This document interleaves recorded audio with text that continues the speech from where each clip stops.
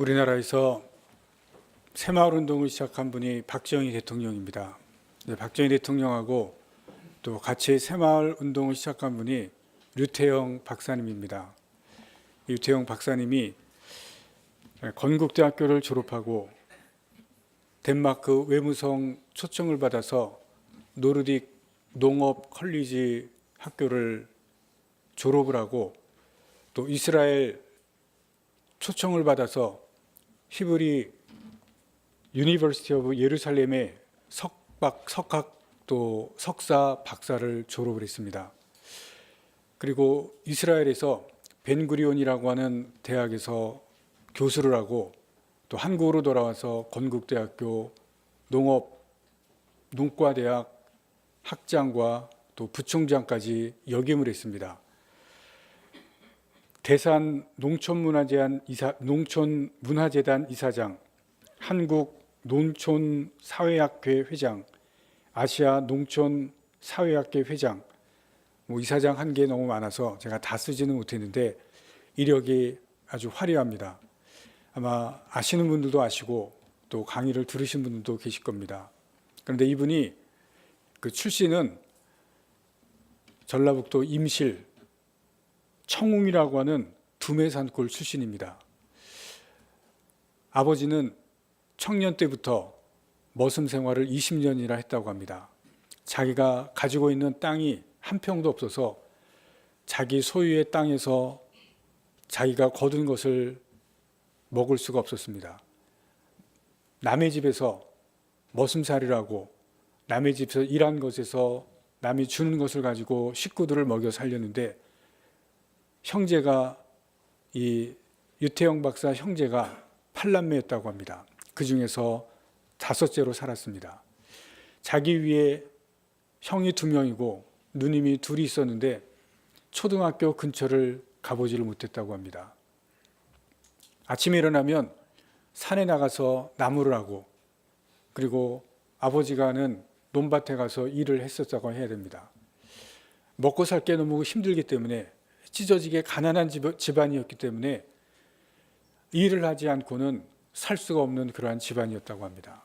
그런데 유독 유태영 박사만 초등학교에 들어가서 공부를 하게 되었다고 합니다.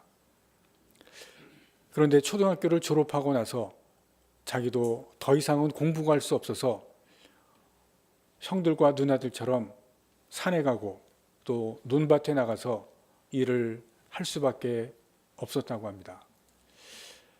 그런데 앞에서 설명드린 것처럼 대학교를 가고 그리고 외국에 유학을 하고 그리고 교수가 되는 이러한 일이 어떻게 일어날 수 있었을까? 어떻게 그런 위치에까지 가게 되었는가? 유태영 박사의 고백과 또 책을 읽어보면 한 가지입니다. 자기가 그러한 자리에까지 갈 수 있었던 것은 딱 하나, 기도였다고 대답을 합니다. 고백을 합니다. 나의 기도 때문에 그리고 우리 어머니의 기도 때문에 내가 이렇게 되었다. 기도밖에는 없다고 대답을 합니다. 그리고 기도가 또 기도로 인한 하나님의 역사가 이렇게 되었다고 말을 합니다. 초등학교 5학년 때 자기가 살고 있던 고향에 자기가 살고 있던 곳에 교회가 세워졌다고 합니다. 개척교회 전도사님이 그곳에 교회를 세우는데 어머니는 시집 가기 전에는 교회를 다녔는데 시집을 와보니까 남편도 교회를 안 다닐 뿐만 아니라 교회가 없어서 신앙생활을 할 수가 없었다고 합니다. 그런데 자기 초등학교 5학년 때 교회가 처음 세워져서 개척교회 창립 멤버로 교회에 등록을 할 뿐만이 아니라 자녀들을 다 데리고 교회를 나왔는데 그때 자기도 처음으로 교회에 나왔다고 합니다. 근데 전도사님이 이제 어른들도 이제 교회를 인도를 하지만 교회 학교도 목회자가 자기 혼자니까 교회 학교도 아이들을 가르쳤는데 거기에서 유태영 박사에게 기도를 가르쳤습니다. 기도는 이렇게 하는 것이다. 근데 기도에 대해서 배우자마자 새벽 기도를 내가 가야 되겠다. 그리고 초등학교 5학년 때 새벽 기도를 가기로 결심을 했다고 합니다. 그리고 그때부터 시작된 새벽 기도회가 평생토록 한 번도 빠지지 않고 새벽 기도를 하게 되었다고 합니다. 초등학교 5학년 때부터 새벽 기도를 나가는데, 저는 시골에 아주 어렸을 때 저도 시골에 살긴 했지만 새벽 기도 안 나가서 모르겠는데, 시골에서 새벽 기도 나가는 게 보통 아니라는 얘기를 들었습니다. 근데 그 초등학교 5학년부터 새벽 기도를 한 번도 빠지지 않고 나갔습니다. 근데 그 새벽 기도에서 이 유태영 박사가 한 가지 분명하게 확신한 게 있었다고 합니다. 뭐냐면, 기도하면 하나님이 들어주신다. 내가 기도하면 하나님이 분명히 기도를 들어주신다는 그 확신을 초등학교 5학년 때 알았다고 합니다. 그래서 새벽 기도 나갔고, 그래서 기도했다는 것입니다. 오늘 본문 말씀 14절 말씀을 제가 다시 읽습니다. 내 이름으로 무엇이든지 내게 구하면 내가 행하리라. 무엇이든지 구하면 내가 행하겠다. 지난 주일날 이 본문으로 설교를 했는데 하나님께서 다시 한번 이 말씀을 전하라고 하셔서 오늘 다시 한번 이 말씀을 우리가 봅니다. 내 이름으로, 예수의 이름으로 무엇이든지 구하면 내가 행하겠다. 내가 들어주겠다. 주님의 약속이라고 지난주일날 말씀을 드렸습니다. 누구에게 주시는 약속이냐면, 이거는 세상 사람들에게 다 주는 약속이 아니라 예수를 믿는 자들에게만 주시는 약속이라고 말씀을 드렸습니다.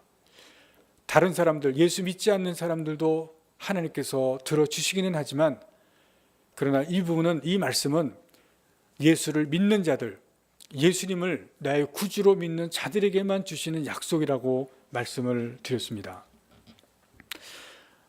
하나님께서, 예수님께서 하신 말씀은 사람과 다르기 때문에 반드시 지키십니다. 하나님은 시건치 아니하시는 분이기 때문에 한 번 하신 말씀을 반드시 지키십니다. 시건이라고 하는 것은 거짓말입니다. 했다가 바꾸거나 했다가 안 하거나, 거짓말하시는 하나님이 아니라, 거짓말하시는 예수님이 아니라 하신 말씀은 반드시 지키십니다. 예수님께서 우리에게 주신 약속이기 때문에 이 약속의 말씀은 반드시 지킵니다. 예수님께서 철저히 약속하셨기 때문에 반드시 이 약속을 지킨다고 한다면, 이 약속을 주신 분이 예수님께서 우리에게 주셨기 때문에 예수님은 약속을 지키신다 그러면, 우리는 이 약속대로 기도하는데 왜 약속이 이루어지지 않습니까? 예수님은 약속을 지키시겠다고 하셨는데, 예수님은 약속을 반드시 이루어 주시겠다고 하시는데 왜 우리는 기도하는데 이루어지지 않는가? 문제는 예수님에게 있는 것이 아니라 우리에게 있다는 것입니다. 우리 주위에 기도하는 분들이 많이 있습니다. 여러분들 주위에도 기도하시는 분들이 많이 있을 것입니다. 그런데 그냥 기도하시는 분들이 많이 있는 것이 아니라 하나님께서 택하셔서 하나님께서 기도하게 하시는 분들이 있습니다. 그냥 여러분들 주위에 기도하는 분들이 많이 있는 것이 아니라, 그러한 기도 많이 하는 분이 아니라 하나님께서 특별히 택하셔서 하나님께서 기도의 능력을 주신 분들이 있습니다. 여러분, 그런 분들이 책을 쓰거나 그런 분들이 간증하는 그러한 간증을 제가 들어보면 공통점이 있습니다. 그런 분들은 하나님께서 택하셔서 기도의 능력을 주셨기 때문에 그런 분들의 기도는 하나님께서 듣습니다. 하나님께서 그런 분들의 기도는 응답을 반드시 합니다. 그런데 그런 분들의 공통점이 있습니다. 첫 번째 공통점은 믿음입니다. 여러분, 그런 분들은 기도할 때 반드시 믿음으로 기도를 합니다. 우리가 지난주에 본 것처럼 예수님을 구주로 믿는 그러한 믿음이 아니라 내 기도를 하나님께서 반드시 들으신다고 하는 그런 믿음이 그런 분들에게는 다 공통적으로 있습니다. 예외 없습니다. 반드시 이 기도는 하나님께서 들으신다. 확신과 믿음입니다. 유태영 박사님이 초등학교를 들어가지 못하고 초등학교를 졸업하고 중학교를 가지 못했습니다. 그 마음속에는 공부를 하고 싶은 마음이 너무나 많습니다. 어떻게 해서든지 공부를 하고 싶은데 집안 형편상 중학교를 갈 수가 없습니다. 형들, 누나들처럼 일어나면 산에 가서 나무에 대고 일어나면 밭에 나가서 또 논에 가서 일을 해야 됩니다. 너무나 가난하기 때문에 그렇게 할 수밖에 없고 또 공부를 시켜줄 형편도 아닙니다. 그런데 하나님께서 길을 열어주셨습니다. 그래서 중학교를 가게 됩니다. 하나님께서 길을 열어서 중학교를 가게 되고 또 서울을 가서 고등학교를 갑니다. 야간 고등학교를 가고 또 야간 대학교까지 하나님께서 길을 열어주십니다. 혼자서 공부해야 됩니다. 신문을 팔고 또 구두 닦기를 하고 그래서 대학교까지 가는데 그 대학교에서 4학년이 될 때 내가 앞으로 무슨 일을 해야 될까 고민을 하는데 구두 닦기를 하는데 어디서 구두 닦기를 하냐면 미 8군에서 구두를 닦습니다. 근데 거기에서 구두를 닦을 때 한 단어를 듣습니다. 무슨 단어냐면 유학입니다. 유학이라는 단어를 딱 들을 때 나도 유학을 가야 되겠다. 그런 생각을 갖습니다. 꿈이 생깁니다. 나도 대학만 졸업하는 것이 아니라 유학을 가야 되겠다. 그리고 책을 한 책을 읽는데 어떤 책을 읽냐면 덴마크가 농업이 발전했다는 그러한 책을 읽습니다. 유태영 박사가 어떤 생각을 하냐면 우리 아버지, 우리 어머니가 정말 일을 열심히 하는데 그냥 게을러서 일을 안 하는 것이 아니라 일을 너무나 열심히 하는데 왜 우리 집은 이렇게 가난할까? 우리 식구들은 이렇게 일을 열심히 하는데 이 가난한 이유가 무엇일까 생각하다가 농업에 문제가 있다. 우리나라 농업 사회의 구조가 문제가 있다는 것을 생각하고 자기가 농업을 바꾸려고 하는 우리 사회의 농업의 이러한 부분을 바꾸려고 하는 그런 생각을 갖습니다. 여러분 이 생각을 어떻게 가지게 되냐면 기도하는 가운데 이러한 생각을 가지게 됩니다. 한국 사회의 농업의 부분에 내가 무엇인가 바꾸려고 하는 그런 생각과 꿈을 가지게 됩니다. 그런데 대학교 때 책을 읽다가 덴마크의 농업이 발전되었다고 하는 책을 읽고 덴마크에 유학을 하려고 생각을 합니다. 그리고 하나님 앞에 기도합니다. 이 사람은 일이 있으면 새벽에 나가서 하나님 앞에 기도합니다. 덴마크에 유학을 하려고 하는 그런 꿈을 가지고 기도를 하는데 하나님께서 확신을 주십니다. 덴마크에 유학을 하는 그곳에 가는 것에 하나님께서 확신을 주시고 그 확신 가운데 이제 엄청난 일을 벌입니다. 자기소개서를 쓰고 그리고 농업에 관한 논문을 하나 쓰고 그리고 덴마크에서 공부를 하고 싶다는 편지를 하나 씁니다. 다 영어로 번역합니다. 그리고 덴마크에 이것을 내가 보내서 덴마크에서 유학을 하겠다. 근데 막상 다 써놓고 보니까 누구에게 보낼지를 모릅니다. 덴마크에 아는 사람도 없고 아는 대학도 없습니다. 다시 하나님께 기도합니다. 기도하는데 이런 생각이 듭니다. 덴마크에서 제일 높은 사람에게 보내자. 제일 높은 사람이 누굴까? 백과사전을 가서 꺼내서 알아보니까 펴보니까 덴마크의 국왕이 제일 높은 사람이더랍니다. 프레드릭 9세가 그 당시에 국왕이었는데 프레드릭 9세에게 이 편지를 보내야 되겠다. 근데 막상 보내려니까 주소를 모르겠더랍니다. 국민들은 국왕을 다 알겠지. 그리고 이 사람이 보낸 주소가 실제 주소가 이렇게 써서 보냈다고 합니다. 프레드릭 9세 임금님 귀하 코펜하겐 덴마크 끝. 이렇게 쓰면 국왕은 다 아니까 임금은 다 아니까 누구든지 이 주소를 보고 알고 전해주겠다. 써서 보냈답니다. 그리고 기다렸다고 합니다. 그런데 한 달 후에 편지가 왔습니다. 국왕 보좌관이 이 유태영 박사에게 답장을 보낸 겁니다. 아주 짧은 답장을 보냈는데 이런 내용이었습니다. 국왕이 당신 편지를 보고 감동을 받았습니다. 그리고 이 당신에 관한 일을 행정부에게 처리를 하도록 넘겼습니다. 그리고 10일 후에 외교부 차관이 편지를 보냈습니다. 장학금을 주고 당신이 공부하도록 오도록 조치를 했으니까 와라. 답장이 온 겁니다. 그래서 덴마크에 가서 공부를 하게 되었습니다. 여러분, 있을 수 없는 일이 일어난 겁니다.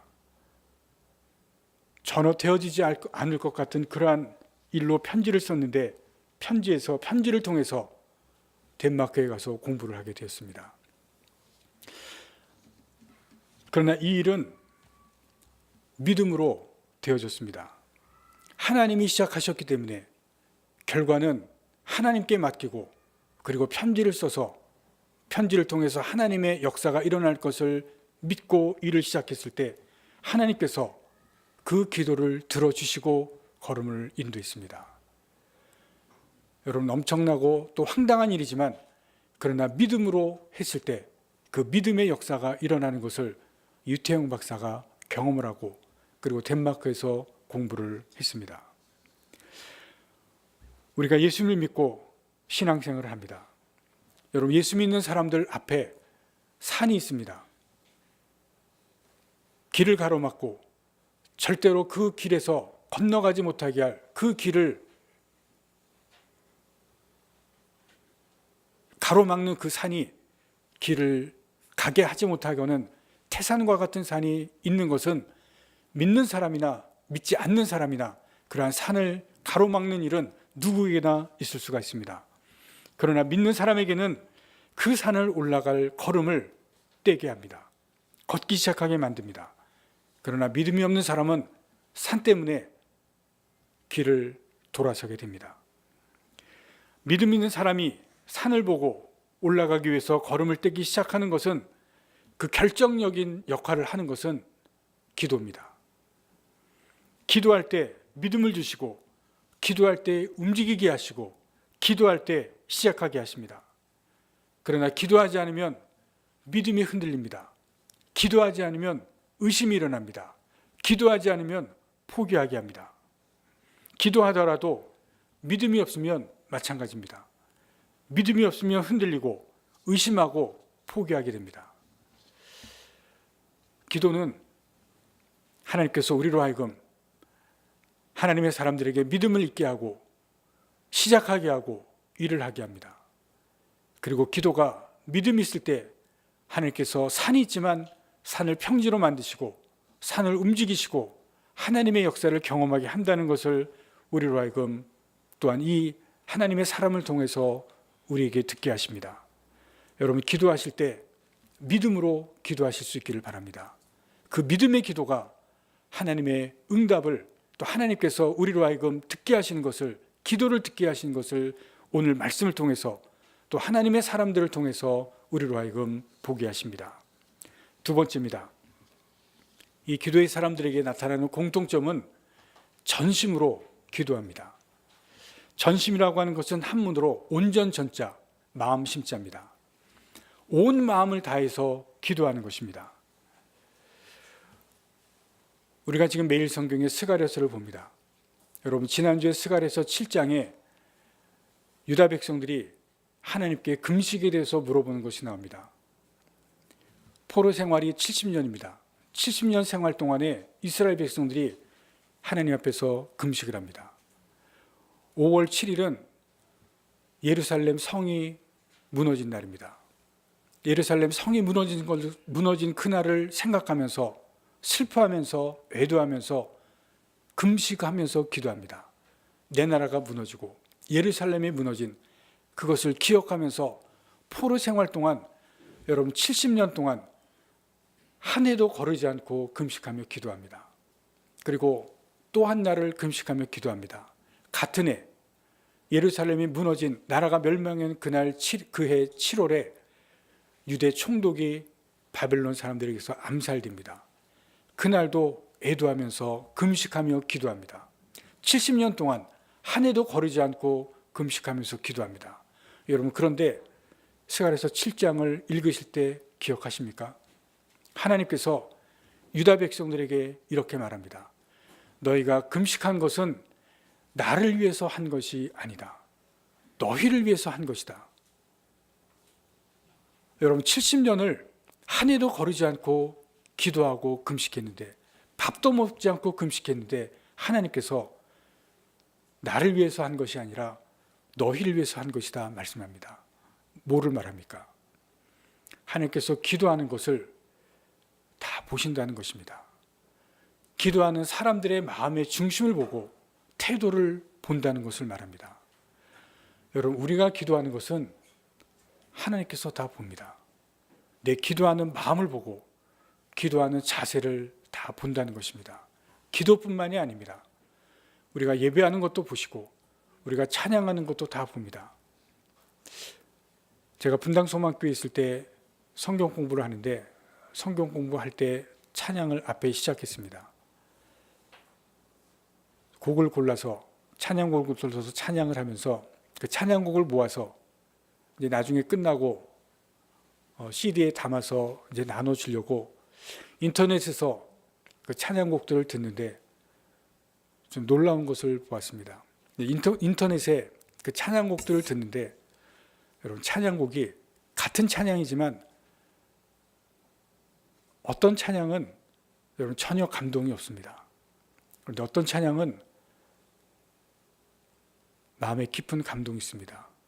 이게 뭔지 아십니까? 여러분, 같은 찬양도 하나님께서 감동으로 찬양하게 하신 찬양이 있지만, 여러분, 인터넷에서 제가 듣는 찬양입니다. 어떤 찬양은 전혀 감동이 없습니다.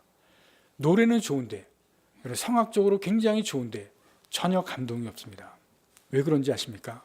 여러분, 그 사람이 부르는 그때, 부르는 그 장소에서 하나님께 드리는 찬양이 될 때는 여러분, 인터넷에서 들려도 듣는 사람에게 감동을 줍니다. 그러나 아무리 노래가 좋고 목소리가 좋아도 하나님께 드리는 찬양이 아닐 때는 여러분, 그게 분별이 됩니다. 여러분이 부리는 찬양은 그 찬양을 들을 때 하나님께서도 다 보신다는 겁니다. 우리의 마음을 봅니다. 여러분, 기도도 마찬가지입니다. 내가 기도를 드릴 때 그 기도를 드리는 그곳에서 하나님께서 다 보십니다. 여러분, 스가랴 7장에서 분명히 하나님께서 우리의 기도를 보신다는 것을 말씀합니다. 너희가 금식하며 하나님께 기도할 때 나에게 한 것이 아니다, 너희를 위해서 한 것이다 말씀하시는 것은 우리가 기도하는 것을 하나님께서 보신다는 것입니다. 내가 전심으로 기도하는 그때 하나님께서 우리의 기도를 들으시고 그 기도 가운데 응답하시고 역사하신다는 것입니다. 여러분, 기도할 때 마음을 다해서 기도하시기 바랍니다. 전심으로 기도하시길 바랍니다. 기도가 다 같은 기도가 아닙니다. 전심으로 기도하는 그 기도를 하나님께서 들으시고 응답하시고 역사하십니다. 내 기도가 왜 응답되어지지 않은지, 내 기도를 왜 들으시지 않은지. 여러분, 우리가 예수님을 믿고 예수님의 이름으로 기도합니다. 그러나 응답되는 기도가 있고 응답되지 않는 기도가 있습니다. 내가 전심으로 기도하는가, 마음을 다해서 기도하는가. 전심으로 기도하시길 바랍니다. 전심으로 기도하는 것이 무엇인가? 전심으로 기도하는 것은 첫 번째는 성실하게 기도하는 것입니다.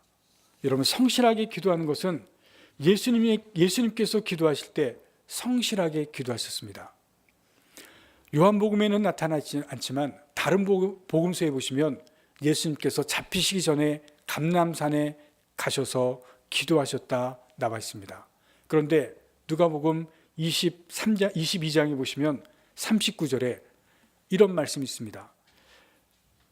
습관을 따라 가셨다. 감람산에 가시는데 습관을 따라 가셨다고 말씀하십니다. 이것은 형식적으로 기도하시는 것이 아니라 매번 습관적으로 형식적으로 가셨다는 것이 아니라 성실하게 기도하셨다는 것입니다.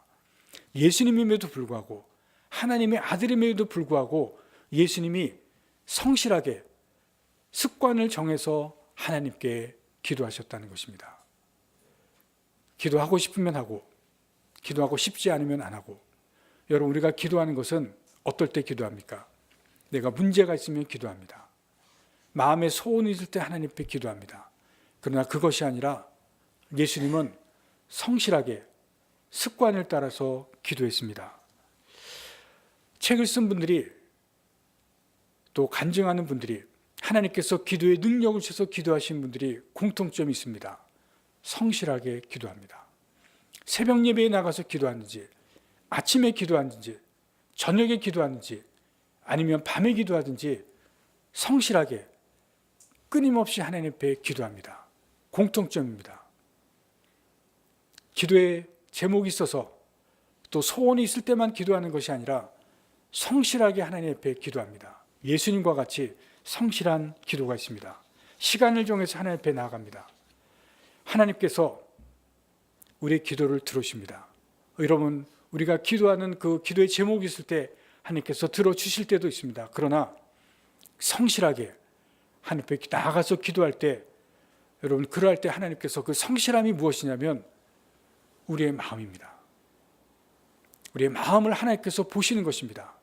그 마음이 있을 때, 그 마음을 가지고 하나님께 성실하게 나갈 때, 그것이 바로 전심입니다. 내 마음을 보시는 하나님 앞에 내 마음을 전심으로 드리는 그 부분은 성실함으로 나타난다는 것을 여러분이 아시기를 바랍니다. 두 번째, 이 전심은 간절함입니다. 내가 간절할 때 하나님 앞에 마음을 다해서 기도를 하게 됩니다. 유태현 박사님이 히브리 대학에서 석사를 할 때입니다. 협동조합에 대해서 듣는 과목이 있었습니다. 한 사람 한 사람 순서를 정해서 발표하는데 일주일 뒤에 유태현 박사님이 발표할 순서였습니다. 수업이 끝나고 교수님이 유태현 박사님을 개인적으로 보자고 했습니다. 책을 한 권 주면서 이 책에는 이 수업에서 배우지 않은 내용이 있으니까 그 내용을 요약하고 다음 주에 발표할 때 학생들 앞에서 발표하라고 했습니다. 책을 한번 훑어보는데 영어 알파벳은 알파벳인데 하나도 모르는 단어가 책에 다 있었습니다. 교수님에게 쫓아가서 물었습니다. 교수님, 영어가 아닙니다. 이게 어느 나라 언어입니까? 교수님이 영어가 아닙니다. 스페인어입니다. 교수님, 저는 스페인어를 배운 적이 없습니다. 들어본 적도 없습니다. 교수님이 이렇게 대답을 했습니다. 스페인어는 쉽습니다. 읽어보고 다음 주에 발표하십시오. 얼굴에 웃음을 띠면서 뒤돌아서 가버렸습니다. 집에 와서 다시 책을 펴보는데 배워본 적도 없는, 한 번도 자기가 펴본 적도 없는 그런 스페인어를 일주일 뒤에 읽어보고 발표를 하라는 교수님의 말에 어이도 없지만 화가 났습니다. 그 교수님이 너무 미웠습니다. 이걸 어떻게 발표합니까? 근데 그 과목이 필수 과목입니다. 근데 그 과목을 이제 낙제를 받으면 1년을 더 공부를 해야 됩니다. 그 과목을 다시 들어야 되기 때문에 1년을 더 있어야 되는데, 여러분, 돈 없는 유학생이 1년을 더 있는다는 것은 지옥과 같은 고통입니다.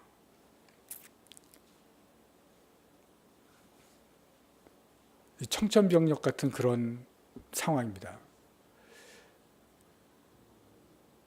그럴 때 다시 기도입니다. 기도밖에 없죠.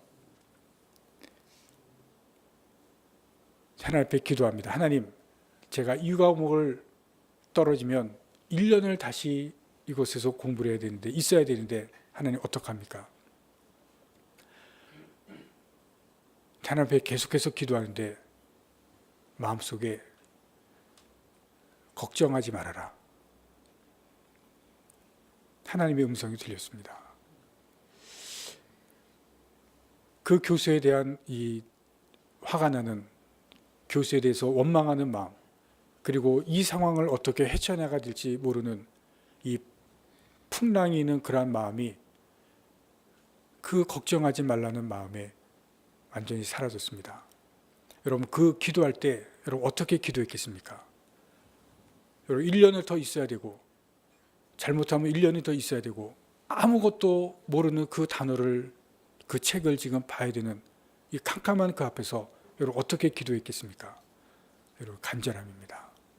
여러분 간절하게 이 상황을 내가 어떻게 해야 될지 하나님 앞에 간절하게 기도하는 그 간절함이 있습니다.